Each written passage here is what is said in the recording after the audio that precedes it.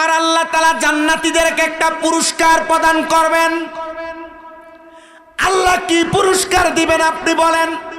আল্লাহ জানায় দেয়, বান্দা ওই পুরস্কারটা আমি আল্লাহর পক্ষ থেকে স্পেশাল। আল্লাহ পুরস্কারটা কি বলে? পুরস্কারটার নাম হলো জান্নাতু আদনিন তাজরি মিন তাহতিহাল আনহার। এত সুন্দর জান্নাত, যে জান্নাতের নাম হলো জান্নাতুল আদন। শুধু সুন্দর না, তাজরি মিন তাহতিহাল আনহার। ওই জান্নাত সুন্দরের পাশাপাশি ওই জান্নাতের নিচে দিয়ে একটা নহর প্রবাহিত হয়। শুধু নহর প্রবাহিত হয় না, ওই নহরের কথা বর্ণনা দেখতে যায় আমাদেরকে কুমিল্লা আলিয়া মাদ্রাসার যিনি হেড মুহাদ্দিস আল্লামা আব্দুর রাজ্জাক মাদ্দাজিল্লাহুল আলী আমাদেরকে একটা হাদিস শোনাইছেন। বলে, বাবা ওই জান্নাতের নদীর মধ্যে আমার আল্লাহ তাআলা এক প্রকার দুই প্রকার না, চার প্রকারের জান্নাতের পানি প্রবাহিত করবে। এর মধ্যে এক প্রকারের পানি হলো কাউসারের পানি, যেই পানি ওই বান্দাগুলা পান করবে যারা কোনোদিন আল্লাহ রসুলের সাথে বেঈমানি করে নাই, আল্লাহ রসুলের প্রতি ঈমান আনয়ন করেছে। দুই নাম্বার পানির নাম হলো শারাবান তাহুরা। ওই পানি তারা পান করবে যারা কোনোদিন নেশাদ্রব্য পান করে নাই। আর একটা পানি হলো জান্নাতের লাবান, মানে জান্নাতের দুধ। নবী গো কারা পান করবে? বলে জান্নাতের দুধ পান করবে তারা যারা কখনো মানুষের হক সম্পদ দখল করে নাই, মেরে খায় নাই। চার নাম্বার পানি হলো জান্নাতের মধু। নবী কারা পান করবে? বলে জান্নাতের মধু তারা পান করবে। নবীজি কারা? বলে যারা কখনো মিথ্যা কথা বলে নাই, জবান দ্বারা ফায়সা কথা বলে নাই, গালিগালাজ করে নাই।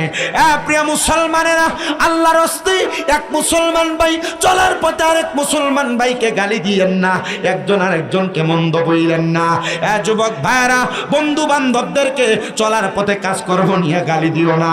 গালি ভালো জিনিস না, কারণ যাদের জবান দ্বারা ফায়সা কথা আসে, গালি আসে, মন্দ কথা আসে, এরা ফাসেক হয়ে যায়। ফাসেক আর ফাসেক কোনো দোয়া করলে আল্লাহর দরবারে কবুল হয় না।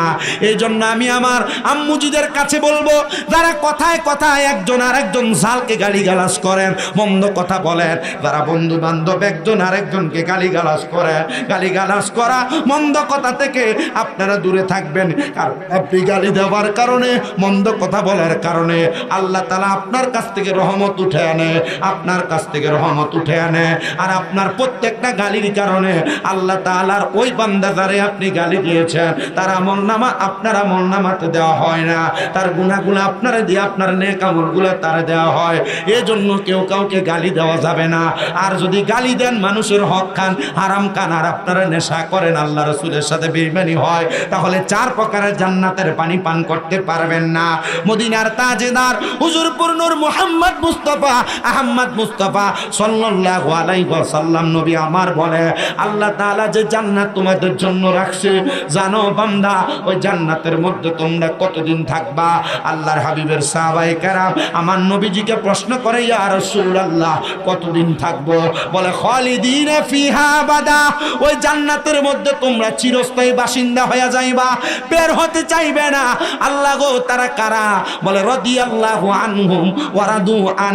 যারা আল্লাহকে সন্তুষ্ট করতে পেরেছে, আর আমার আল্লাহ যাদের প্রতি সন্তুষ্ট হয়েছে, এরাই ওই জান্নাতের মধ্যে থাকবে। জোরে জোরে বলেন সুবহানাল্লাহ। প্রিয় মুসলমানেরা, এই কুরআনুল কারীমের আয়াতের মধ্যে আল্লাহ তাআলা সর্বশেষ একটা বাণী বলেছেন যে যালিকা লিমান খাশিয়া রাব্বা।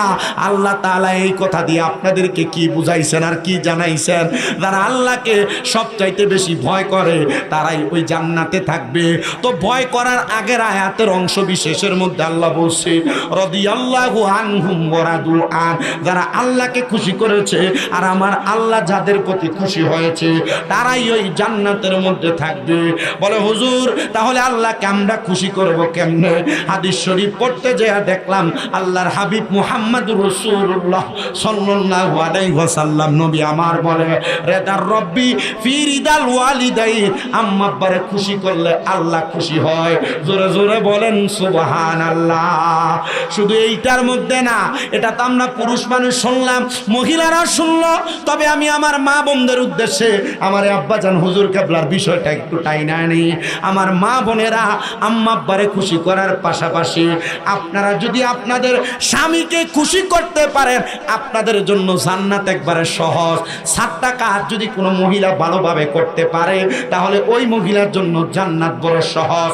1 নাম্বার পর্দা করা, 2 নাম্বার আল্লাহর হুকুমগুলা মান্য করা মানে নামাজ পড়া, 3 নাম্বার রোজা রাখা, 4 নাম্বার স্বামীর খেদমতটাকে পরিপূর্ণভাবে করা মানে স্বামীকে খুশি করা। এটাই হলো মহিলাদের জান্নাত পাওয়ার একবারে সহজ রাস্তা। এ আমার পর্দার অন্তরালের মা, যদি তোমরা মহান আল্লাহকে খুশি করতে চাও, আল্লাহকে খুশি করে জান্নাত পর্যন্ত তোমার রাস্তা বানাইতে চাও, তাহলে তোমরা দুনিয়াতে থাকা অবস্থায় তোমরা তোমাদের স্বামীটাকে আগে খুশি করো। কিন্তু আমাদের সমাজ এমন নোংরা হয়ে গেছে, মা বোনের এত উগ্রতার পর্যায়ে পৌঁছে গেছে, সোশ্যাল মিডিয়া দেখলেই বোঝা যায় স্বামী একটু থেকে একটু করতে না করতে মহিলারা স্বামীর গায়ের উপর হাত তোলে, অসৎ আচরণ করে, গালিগালাজ করে বেড়ায়। না গো মহিলারা, আমি আপনাদের উদ্দেশ্যে বলি, বলে হুজুর আমরাই গালি দেই, আমরাই মন্দ কথা বলি। কথা বললে আমাদের স্বামী কি আমাদেরকে মন্দ বলে না, গালি দেয় না? আমি সবার কথা বলবো, তবে তার আগে আমি আমার মা বোনদেরকে বলি, আপনার স্বামী আপনার প্রতি খুশি তো আল্লাহর জান্নাত আপনার জন্য অবধারিত। হুজুর কিভাবে খুশি করব? নবী আমার সিস্টেম শিখিয়ে দেয়। নবী আমার সিস্টেম শিখিয়ে দেয় কেমন করে খুশি করবেন। 1 নাম্বার, আল্লাহর হাবিব সাল্লাল্লাহু আলাইহি সাল্লাম বলে, একটা স্ত্রী স্বামীর জন্য সুন্দর সাজসজ্জা করবে, একটা স্ত্রী স্বামীর খাবার আগে দিবে, একটা স্ত্রী স্বামীর খেদমত করবে, একটা স্ত্রী স্বামীর আদেশকে মান্য করবে। এ জায়গায় সমস্যা, একটু কমান। স্বামীর আদেশ মান্য করবে, এই জায়গায় সমস্যা। বর্তমানের মা বোন, ওনাদেরকে স্বামী যদি বলেন এই কাজটা করো না, এটা বেশি করে। তুমি এই কাজটাতে বের হয়েও না, এটাই বেশি করে। স্বামী যেই কাজ নিষেধ করেছেন মা বোন এটাই বেশি করে। এ মহিলা প্রত্যেক বৃহস্পতিবার অথবা শুক্রবারে যদি এই কি গাত না বলে আপনাদের খেয়া গাত, যদি এ মহিলা ফুচকা খাইতে শটফুটি খাইতে না যায়, এবিটির ফ্যাটের ভাতইও জমায় না।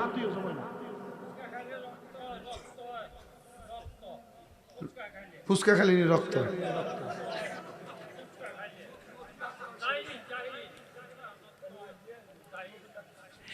প্রিয় আমার আম্মুজিরা শোনো, তোমরা যারা স্বামীর অনুমতি ছাড়া বের হয়ে যাও, মার্কেটিং এ চলে যাও, রাস্তায় চলে যাও, খেয়াঘাটে চলে যাও, নদীর পাড়ে চলে যাও, ফুচকা খাইতে চলে যাও, মা বোন শোনো, আল্লাহর নবী জানিয়ে দেয় একটা মহিলা তার স্বামীর অনুমতি ছাড়া বাবার বাড়িতেও যাইতে পারবে না।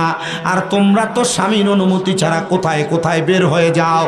আমার মা বোনদের কাছে আমি একটা আবদার জানাবো গো আমার আম্মুজিরা, তোমরা যদি তোমাদের স্বামীকে খুশি করতে চাও, তাহলে তোমরা স্বামীর আদেশ মান্য করে তোমরা ঘরের মধ্যে আবদ্ধ থাকো, উগ্র ভাষায় কথা বলো না, স্বামীর সঙ্গে খারাপ ব্যবহার করবে না। বলে হুজুর কেন? কারণ স্বামীর সঙ্গে অসৎ আচরণ তোমাকে জাহান্নাম পর্যন্ত নিয়ে যাবে। পুরুষ মানুষেরা শুধু মহিলাদেরকে আমরা দোষ দিলে চলবে না, আমরা মাঝে মাঝে মহিলাদের প্রতি রাগান্বিত হয়ে যায়, রাগান্বিত হয়ে আমরা মহিলাদেরকে গালিগালাজ করি, আমরা তাদের মা বাবার নাম তুলে গালি দিই।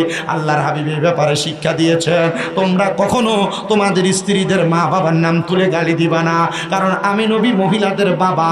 আল্লাহর হাবিব আরেক হাদিসে মুবারাকার মধ্যে বলতেছে, এ দুনিয়ার পুরুষেরা তোমরা কখনো তোমাদের স্ত্রীদের গালের মধ্যে আঘাত করবা না। বলে কেন গো নবী? আমার নবী জানিয়ে দেয় এটার কারণ হলো তোমাদের স্ত্রী তোমাদের কাছে সাময়িক সময়ের মেহমান মাত্র, তোমরা তাদেরকে আঘাত করবা না। হুজুর মহিলা কথা শোনে না, অত্যাচার অনাচার করে, গালমন্দ করে, আমার আদেশ মানতে চায় না। ইসলাম আপনাকে সুন্দর রাস্তা দিয়েছে। আপনি যদি দেখেন আপনার স্ত্রী দুনিয়ার জমিনের মধ্যে আপনার কথা শোনে না, আল্লাহর হাবিব 1 নাম্বার বলে বিছানা আলাদা করে দাও, 2 নাম্বার বলে তোমরা সাময়িক প্রহার করো, 3 নাম্বার বলে পারিবারিক বোঝাপড়া করো। বলে হুজুর এটা হয় না, তালাকের সিস্টেম কত সুন্দর, 1 তালাক দিয়া ফালায়া রাখলে বেরিয়ে কত সুন্দর ঠান্ডা, কিন্তু হুজুর আপনি আমাদেরকে তালাক শিখান। না না না, বর্তমানের মহিলারা তালাকের ব্যাপারে কোনো ভয় করে না, বেড়ি নিজেই বলে তালাক দিয়ে দিলে বেড়ার কোনো অভাব নাই, এরা আরো বাজেভাবে অন্যদিকে চলে যেতে পারে না। রে আমার মুসলমান আম্মুজিরা, আল্লাহর হাবিব বলে 2টা কাজ জায়েজ, তবে আমি নবীর কাছে বড় পছন্দনীয়। এর মধ্যে একটা হলো তালাক দেওয়া জায়েজ, কিন্তু আমি নবীর এটা কোনো পছন্দ না। মা বোনেরা শান্ত থাকবা, সতর্ক থাকবা, তোমার পারিবারিক কোনো ঝগড়া যেন তোমার স্বামীকে ছোট না করা হয়, তোমার স্বামীকে গালমন্দ না করা হয়। কারণ মাগো তালাক খায়া বাবার বাড়িতে যাওয়ার পর বুঝবা কে তোমার আপন। কারণ বাবার বাড়িতে মাত্র 1 বছর ভালো খাওয়াইবো, ভালো পড়াইবো, 1 মাস 2 মাস ভালো খাওয়াইবো, ভালো পড়াইবো, কিন্তু এটার কারণে আল্লাহ তাআলার কাছে জবাবদিহিতা দেখবা কি করা লাগে। কারণ তুমি 1 দিন 2 দিন 3 দিন 3 মাস পরে তোমার ভালো খাওয়াবে না, ভালো পড়াবে না, তুমি তোমার নিজের ব্যবস্থা করে নেওয়া লাগবে। এই জন্য আমি আমার মাদের কাছে বলবো আপনারা শালীনতা বজায় রাখবেন, আপনারা শালীনতা বজায় রাখবেন, ঝগড়া-দ্বন্দ্ব ফাসাদে যাবেন না। বলে হুজুর সিস্টেম শিখিয়ে দেন না, মহিলারা একটু থেকে একটু করলে এদেরকে মারতে মনে চায়, আঘাত করতে মনে চায়, গালিগালাজ করে, এমন অবস্থা আছে না? অনেক গালিগালাজ, মন্দ কথা, খারাপ কথা স্ত্রীদেরকে বলে না, একটু থেকে একটু হলে বলে। তো আমি আপনাদেরকে একটা ছোট্ট ঘটনা শোনাই একজন আলেমের জীবনী থেকে, তাহলে আপনারা সহজ সুন্দরভাবে বুঝবেন। আল্লামা শেখ সাদী রহমতুল্লাহ আলাইহির নাম আপনারা অনেকে শুনছেন, শোনেন নাই? উনি বড় মাপের একজন আলেম ছিলেন। আল্লামা শেখ সাদী রহমতুল্লাহ আলাইহির জীবনীতে আমি সুন্দর একটা ঘটনা দেখছি। ওনার এক ছাত্র খুব জ্ঞান পিপাসু ছিল, এলেম অর্জন করার জন্য উনি ছিলেন খুব মতোয়ারা। তো একদিন মাদ্রাসা বন্ধ, আল্লামা শেখ সাদীর কাছে উনি এলেম অর্জন করার জন্য চলে গেছেন। ওনার কাছে যাইয়া সকাল থেকে দুপুর পর্যন্ত পড়তেছেন। খাবারের ওয়াক্ত, ছাত্র বলে হুজুর ছুটি দিলে বাড়িতে যাইতাম, খাবার গ্রহণ করতাম, ছুটি কি দিবেন? হুজুর বলছে বাবা দুপুরে যেহেতু হয়ে গেছে, আজকে তুমি আমার সাথে দুপুরের খাবার গ্রহণ করবা, তুমি আমার ঘরের মেহমান। জোরে পড়েন না, আর জোরে পড়েন না। উনি ছাত্রকে মেহমান বানাইছেন। মেহমান বানানোর সাথে সাথে ওই ছাত্র মেহমান বলে তুমি বাবা বসো, আমি ঘরে যাই দেখি আজকে আমার ঘরে কি রান্না হয়েছে। উনি ঘরে প্রবেশ করলেন, ভিতরে প্রবেশ করে দেখে স্ত্রী, এখন না আমরা সিলভারের পাতিলে রান্না করি, আগে মাটির পাতিলাতে রান্না করতেন। আল্লামা শেখ সাদীর স্ত্রী চাউল পানিওয়ালা পাতিলে ফালায়া রাখছেন, তরকারি কাইটা পাতিলের মধ্যে ফালায়া রাখছেন, কিন্তু এগুলা রান্না করতেছেন। আল্লামা শেখ সাদী গরম হয়ে বললেন দুপুর হয়ে গেছে এখনো রান্না করো নাই, একটু রাগান্বিত হয়ে বললেন। স্ত্রী আল্লামা শেখ সাদীর এই কথা শুনে একটু রাগান্বিত হইয়া উনি হাতের মধ্যে ডেগের একটা পাতিলটা নিয়ে আল্লামা শেখ সাদীর মাথার ভিতরে বাড়ি মারছে। বাড়ি মারছে আর কয় লাকড়ি আইনা দেন নাই, তোর আনবো কি দিয়া? লাকড়ি আইনা দেন নাই, তোর আনবো কি দিয়া? আচ্ছা স্ত্রী যখন বাড়ি মারছে, আমরা সমাজের বেড়াই তোরে নগদ ফিরে দিত না, মুখ বেড়ায় খিস্ত না? না, আল্লামা শেখ সাদী উনি খুব সুন্দর একটা জিনিস গ্রহণ করছে। কি? আল্লামা শেখ সাদী রহমতুল্লাহ আলাইহি বলে তুমি আমাকে লাকড়ি আইনা দেই এই জন্য আঘাত করলা, ঠিক আছে আমি এখন বের হয়ে যাম, আর এলাকার মানুষের কাছে যায় যায় বলমু দেখো আমার স্ত্রী আমার কত মহাব্বত করে, মহাব্বত কইরা আমার গলায় একটা মালা পরাই দিছে, মানে বাড়িতে দিছে, একটা ভাঙ্গা ডেগের যে কাঁচাটা গলায় আটকে দিছে। উনি বলছে আমি এখন এলাকার মানুষের কাছে যে ঘুরে ঘুরে বলবো আমার স্ত্রী আমার কত মহাব্বত করে, আমার গলার ভিতরে এত সুন্দর একটা মালা পরাই দিছে। স্ত্রী ওনার এই কথাটা শুনে, হিকমতপূর্ণ কথা শুনা আল্লামা শেখ সাদীর পায়ে পড়ে গেছে। আল্লামা শেখ সাদী, স্বামী আপনি এমনটা করলে মানুষ আপনাকে না আমাকে খারাপ বলবে, কারণ মানুষ আপনার সুরত দেখেই বুঝবে আমি আপনার মালা পরাই নাই, আমি আপনার আঘাত করছি।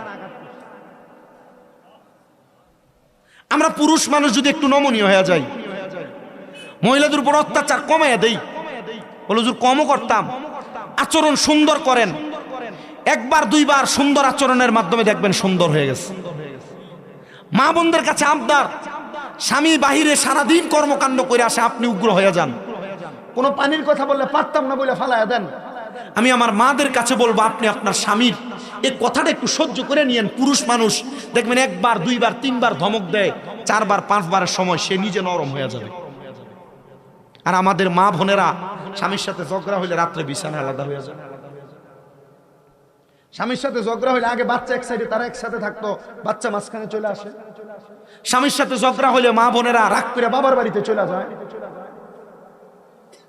হয় কি না? হয় কি না? এই ব্যাপারে নবীজির 3টা হাদিস আছে, শোনেন একটু।